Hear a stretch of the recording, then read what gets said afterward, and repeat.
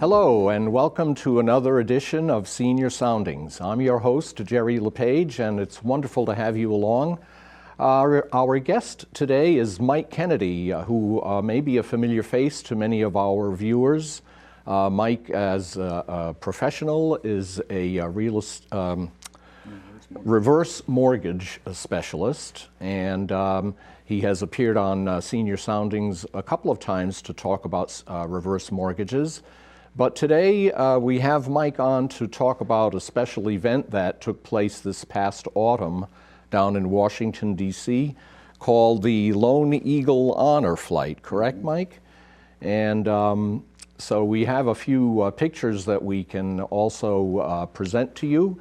The first one is with your daughter, Erin, who was your companion for this weekend event, right? And this is in front of the Iwo Jima Memorial. So, Mike, tell us a little bit more about what is the Lone Eagle Honor Flight all about? Sure.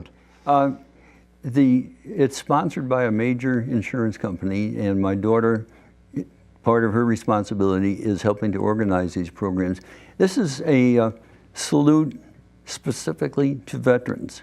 And one of the things that, it's a wonderful thing they do, and first of all, the only thing that costs the veteran is spending money. The honor flight covers the airline fare, back and forth, meals, the hotel, everything is taken care of. And it's designed specifically as a salute to veterans, and but you don't have to be a hero. When my daughter called me and invited me, I asked her a little bit about it. She said, yeah, so all you do is based on your service in the Air Force that you qualify. Well, sure, and So you don't need to have like any like a decoration. It's not a decorated veteran kind of thing. It's just really for anyone who has served. Anyone who has served and honorably discharged. And if you're a veteran, you know that the day they handed you your DD-214, Department of Defense 214 discharge papers, and I kid about it, but in fact, I was active duty. I'm at the very tail end of the draft. And back in those days, if you didn't sign up, they would come for you. So it was kind of a different frame of reference. But and I dropped out of school and which was probably not the smartest thing to do. But at any rate, and I enlisted in the Air Force, went through all of their batteries of tests and qualified. And they found out that my background, and primarily just being kind of bright, was I qualified to be an air traffic controller.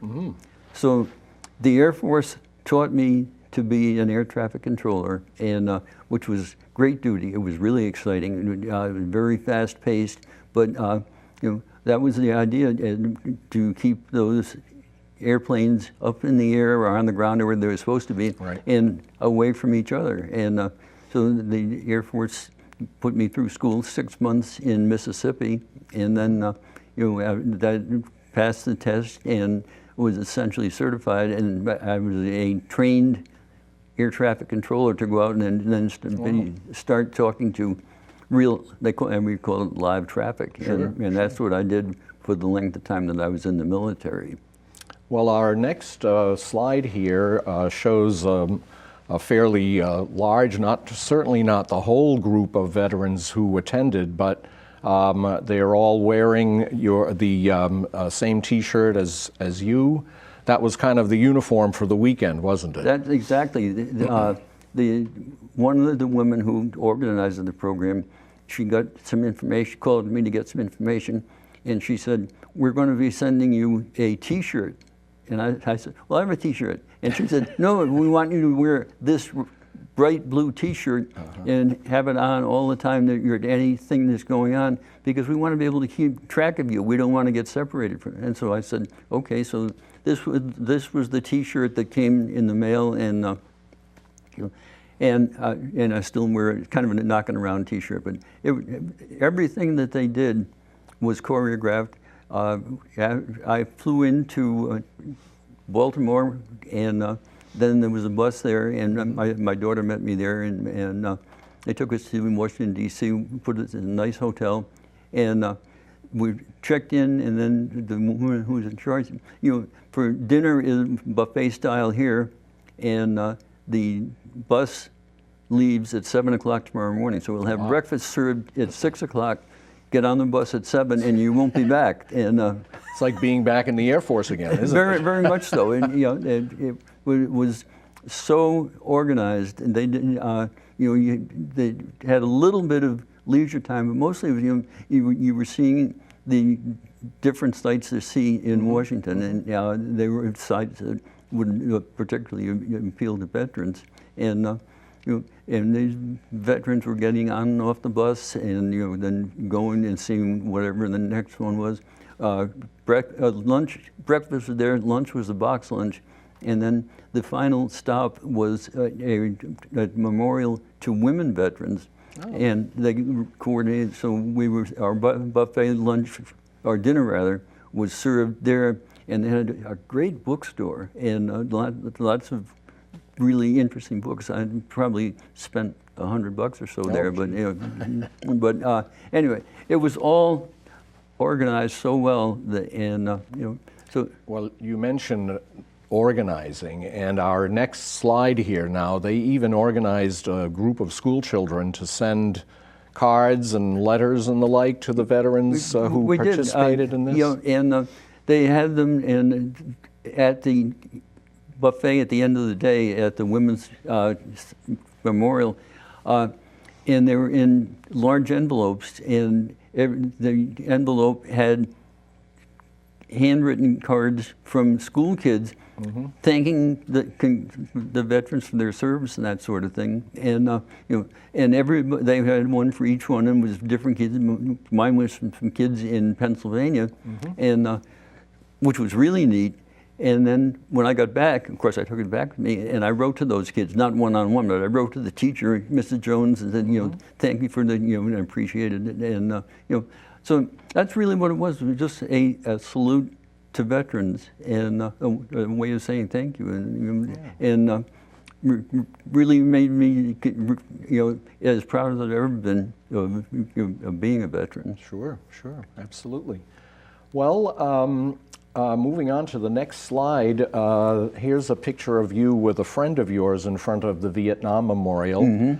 And tell us a little bit more about this friend of yours. You've been friends for over 50 years, I believe. We were stationed together in the Air Force. We were both trained by the Air Force to be air traffic controllers, and which was it really was interesting. It was challenging, because sometimes it got pretty hectic.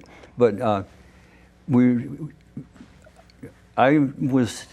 the Air Force sent me to 6 months of school in Mississippi to train me to be an air traffic controller. Right. And then he is about 6 months younger than me, so he went through the same aptitude, same training. And then he was stationed at the same base that I was. And when we got there, we were qualified to be trained to work what we called live traffic. And that was back. We are our Vietnam era veterans. We're very fortunate that we didn't qualify for the trip. But although I did, I'm just mentioning that I got to spend the Cuban crisis in Wisconsin. Oh, and when the Cuban crisis broke and a lot of things were pretty uncertain, they had bases along what they called it the DEW line, D-E-W, the distant early warning line, that if our country were going to be bombed, that's the route that the bombers might take.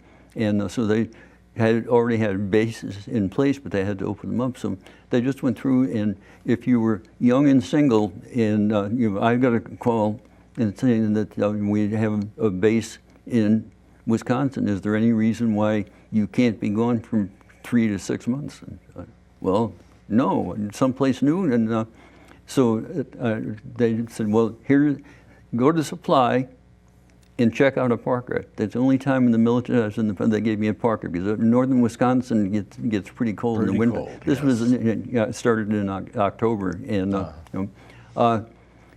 so I went there, and you get a quick orientation of a week or so, and then you're there directing live traffic, and we quickly learned the routines. We were recovering fighter planes from the farther north. They'd come in there, and the pilots would take a break and refuel, and then they'd be back off again.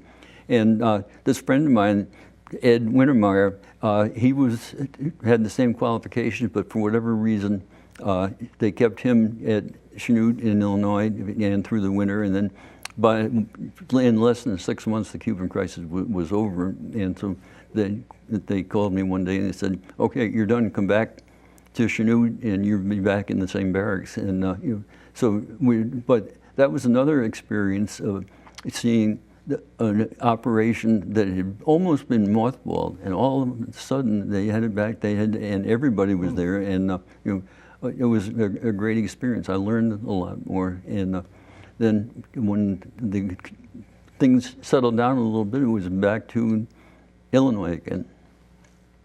So let's move on to the next slide here, which is you and Ed at the Arlington National Cemetery. Mm-hmm. What were your impressions of this holy place? Well, I had never been to Arlington before. I had been to Washington, D.C. a few times, but just to see, and of course the guides, they're professionals, and they're explaining what you're seeing, and what is so moving that and they said that Arlington is a national shrine, and that they're expanding it. They have run out of places where they could bury veterans, and but that atmosphere, you could feel it. That wow, I knew about this, I heard about it, I studied it in the school, and that, but then to be there and just seeing row after row after row of headstones, and it was really moving. And of course, that's what was the function of the whole thing. Was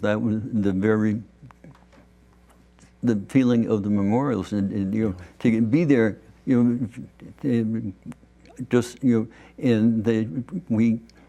was very thorough.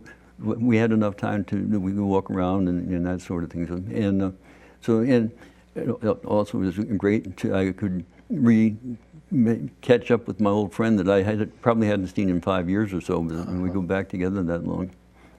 So Ed does not live in this area, though? No, he retired in the Nashville area. He was from Pittsburgh, but he had some family and some friends in Nashville, so he retired down there. But we had kept in touch through the years, and he and his wife had visited. And we lived in Colorado for a long time. His wife and he had come out and visited us. We had visited them at times, and so we kept in touch. And when my daughter called to ask me if I wanted to participate in the honor flight, I said yes, and so she said okay. She said, well, then you'll be getting contacted in the next few days. And I said to her, do you remember Ed Wintermeyer? And she said, oh yeah, they visited us in Colorado. I said, well, he did the same thing that I did. We had the same kind of training, and we were stationed at the same place. And I think he would probably be as enthused about this program as I am. And she said, well, give me his phone number. And so I did. A couple of days later, he called me, and I hadn't talked to him in maybe a year or something. He said, I'm going with you. And so anyway. Great. So he and again, Honor Flight made the reservations, and he flew in from Nashville. I flew in from Providence, and we gathered there, and they just took responsibility. Everything happened just the way again, military precision. It's military precision, indeed, yes. So let's see here. We have another shot now of, this is at the Tomb of the Unknown Soldier. Mm-hmm. And do they have a ceremony there? Is that like every day, or?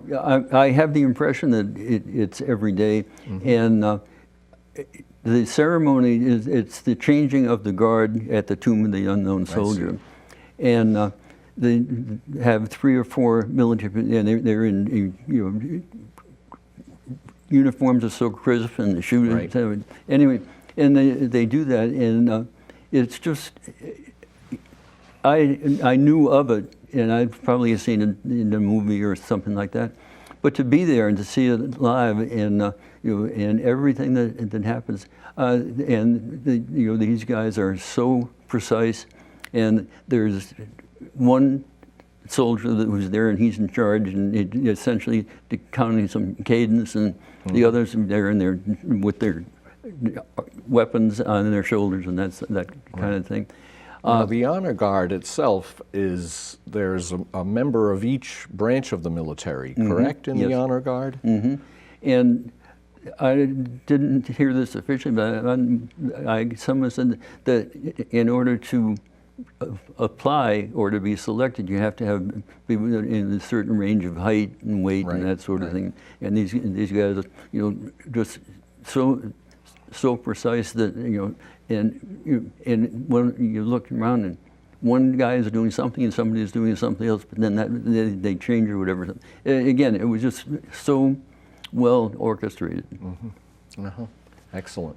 So just tell me generally, what were your impressions? What was the monument or the memorial that most affected you? I think the changing the guard of the tomb of the unknown soldier, because it wasn't just for a minute or two of it. It went on for several minutes, and as I watched it, and you see one soldier was one was standing at attention, but another one was doing something, and but everything. Of course, these guys have been trained for hours and hours and hours to do this, but all worked out so well, and at the end of it, it really made an impression. Beyond that, Arlington, it just was so overwhelming. The memorial to women veterans, I didn't know that existed, and going through it, and it happened in business life prior to that. I was acquainted with a woman who had been a WASP, Women's Army Service Pilot, and they had her. I didn't see her name, but they had lists of where these women had been, where they had been trained, and then they were trained to ferry airplanes to the war side, and then so then they'd go back and get another one. But that would relieve the male. We were a different generation then, and the young men could be actually doing the flying and fighting and bombing and that sort of thing. Right. And the bookstore there was just overwhelming. And when we were there, and you always had some time to browse. They got a lot of stuff done. It was very, very active. But at one point, I had picked up a book and I was looking at it, and my daughter came on because she had some duties that she was responsible for. But she came up and she says, "Oh, what are you reading?" And she has a daughter who's probably 12 now, whose name is Maya. And I said, "This is a book about women who made their mark, not necessarily in the military, but with this country." And I said, I think it's really good. I said, I'm going to buy it.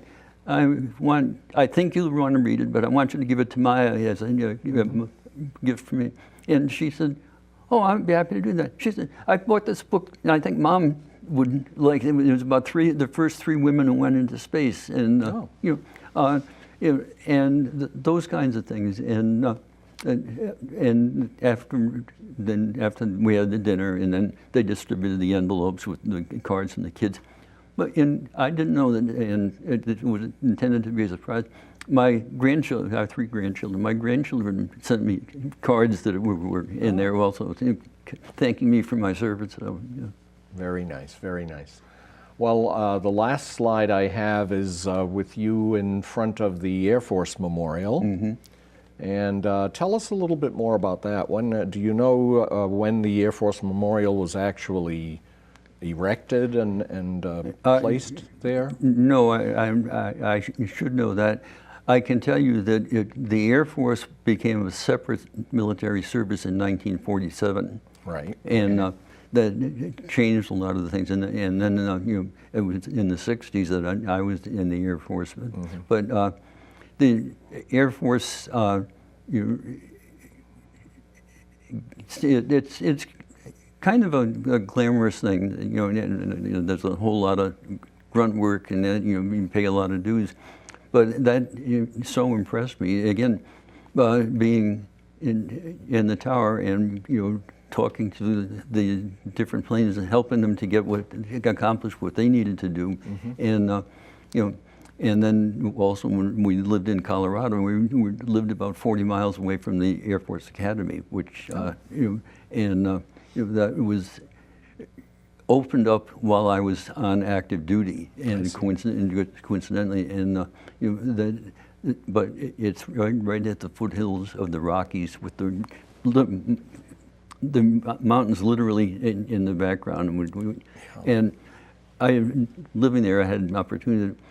When they decided where they wanted to put the Air Force Academy, they picked this spot that was so beautiful. And as they learned more about it, they learned that to the Indians, this site had been a holy place. It was kind of like a happy hunting ground. And then I had the opportunity years later. The son of one of my Air Force roommates got accepted to the academy, and they live in Florida. But my friend called me and said, Tony, and I hadn't seen Tony since he was much younger, but Tony's been accepted to the academy, and he's flying in on Sunday, and then he needs to get to the academy on Monday. I said, well, tell me what time, and I'll be there, and I'll pick him up. So we get to pick Tony up, took him home, and then the next morning, I drove him down to the Air Force Academy, and of course it was crazy with all the people checking in and that. But it was so interesting because to see the finest crop of young men, and and they were there, and so it wasn't an obligation. I thought that this was so great to get a little bit more exposure to them. And anyway. Well, you remind me, just a quick little story. We had been out in Colorado my daughter wanted to look at some colleges out there.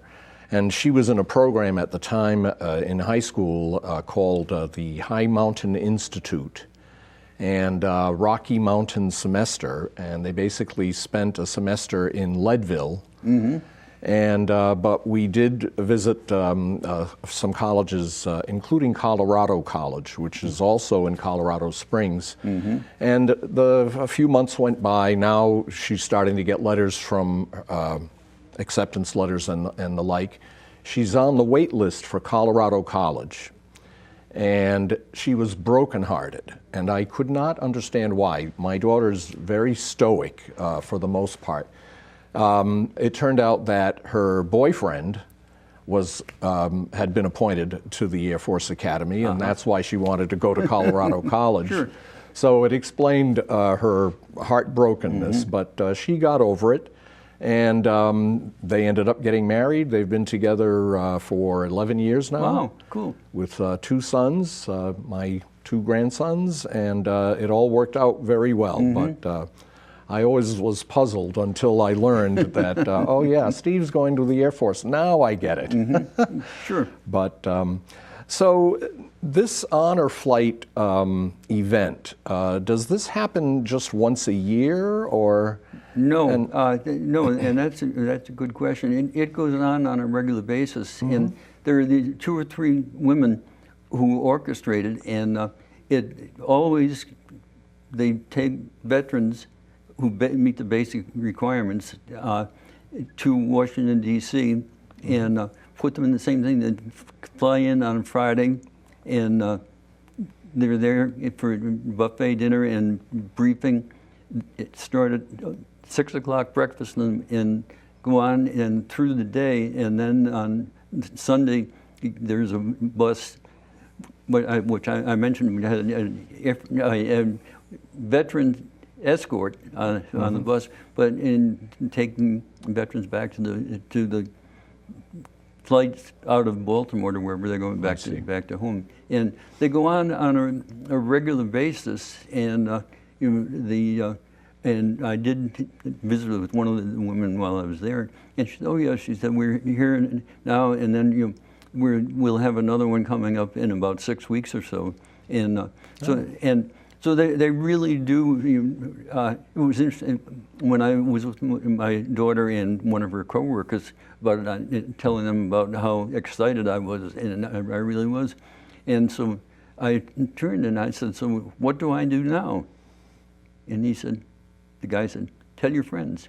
Well, Jerry, I made my wife says that I'm such a believer in the military, in the VA, and the VA unfortunately gets kind of a bad rap sometimes. That has not been my experience. They go out of their way to provide good care for veterans. The whole system does work, and as long as you work within the system, veterans get treated well. From what I can see, top-notch care. Sure, and that's. I'm really relieved and glad to hear that. We do have hear about issues with the Veterans Administration from time to time, and so it's good to hear from a veteran themselves that things are managed pretty well for our veterans. Yes, and I'm glad to hear that. So if people have a veteran in their family that they would like to know more about possibly participating in the honor flight, how would people go about that? I'm sure you could just log on to the internet and put in honor flight, and they have. I think they're in Virginia, but it was a local phone number, and and they are very. That's their function, and that's a big part of my daughter's responsibility too. And that. The information is there, and they're very happy to respond if people have questions. And and so I have the impression that this is something that will be going on for many years. Well, it's a wonderful thing, and I know that you had a great time there, and it's something that will last you all the rest of your life. Those wonderful memories, without any question. We're about out of time, though, Mike, so I appreciate your sharing this. It sure does, doesn't it? But thanks for coming on. Thanks, you, the viewers, for tuning in, and we'll see you again on Senior Soundings.